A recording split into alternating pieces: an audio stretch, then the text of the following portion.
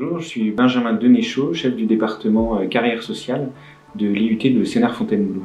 Alors, le département carrière sociale, c'est un département qui a ouvert en 2007 dans le champ de l'intervention sociale, et on propose maintenant un BUT, donc un bachelor universitaire technologique, qui propose des formations sur 3 ans, avec la possibilité de sortir à 2 ans en étant diplômé du DUT, du diplôme universitaire technologique. Et dans le BUT carrière sociale, on propose 2 parcours, le parcours animation sociale et socioculturelle, qui aborde des compétences et des pratiques en intervention sociale, donc pour être animateur, animatrice, coordinateur ou coordinatrice de projets dans le champ de l'intervention sociale, et aussi un parcours VTD, donc ville et territoire durable, qui est le nouvel intitulé des anciens gestion urbaine. Je m'appelle Clara Audaille, je suis en 2e année gestion urbaine en alternance à l'IUT de Sénart-UPEC. Bonjour, moi c'est Yacine. Je suis aussi en 2e année à l'IUT de Sénart et aussi en gestion urbaine, et je suis aussi en alternance. Alors moi, pourquoi je suis venu dans cette formation? Auparavant, j'étais en licence de maths physique, donc aucun rapport. J'avais dû interrompre mes études pour des impératifs personnels, donc je me suis mis à travailler, etc. Et quand j'ai décidé de reprendre mes études, je me suis demandé ce que je voulais faire vraiment. Donc soit je reprenais en L3 de maths physique, mais après ne pas avoir été en cours pendant plus de 2 ans, ça s'annonçait assez compliqué. Soit je m'orientais vers quelque chose qui du coup m'intéresserait plus et où je me sentirais aussi plus utile, parce que les mathématiques, la physique, etc., c'est très abstrait, et là j'avais besoin de concret, de lien avec le réel. Donc c'est pour ça que je me suis dirigé vers ce DUT en gestion urbaine. Alors la formation, c'est une formation qui s'appuie beaucoup sur le terrain. Le but carrière sociale, que ce soit pour l'option animation sociale et socioculturelle ou ville et territoire durable, s'appuie sur plusieurs temps d'expérimentation, de découverte et d'appropriation sur le terrain. Donc que ce soit pour des projets tutorés, on va rencontrer des acteurs et des actrices du territoire, donc des structures, des collectivités territoriales, des habitants avec lesquels on va travailler sur des projets précis. Et puis il y a aussi des stages, donc on va entrer progressivement avec 4 semaines de stage en première année, avec 8 semaines de stage en 2e année et 12 en 3e année, donc progressivement on passe plus de temps sur le terrain.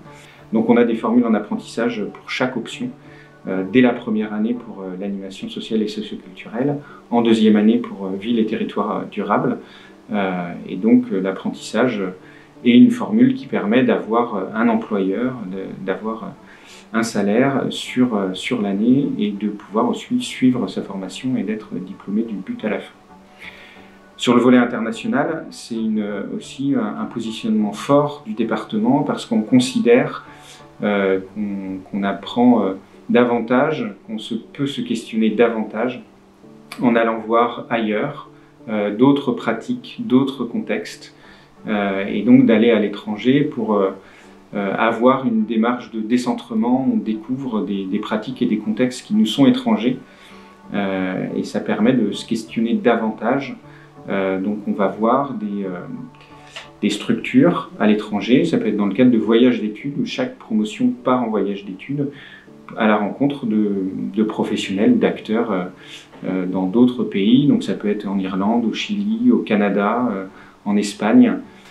Et enfin, il y a la possibilité, avec les partenariats qu'on a établis à l'international, de pouvoir faire des semestres à l'étranger. Donc pour l'instant, on peut faire nos étudiants partent un semestre à l'étranger au Québec, à l'UQAM, avec nos partenaires et nos collègues qui travaillent sur le bac d'action culturelle. Ce qui est assez spécifique à notre formation et qu'on peut retrouver dans le milieu professionnel, c'est aussi toute cette notion de création de partenariat, d'aller vers les gens, d'adopter en fait une posture très professionnelle et d'être à l'aise à l'oral. Et c'est quelque chose que notre formation met vraiment en avant, qui est très intéressant. Et aussi toute la question de la gestion d'un projet, donc de le monter de A à Z, que ça soit d'un point de vue financier ou d'aller voir des partenaires et de les trouver, etc.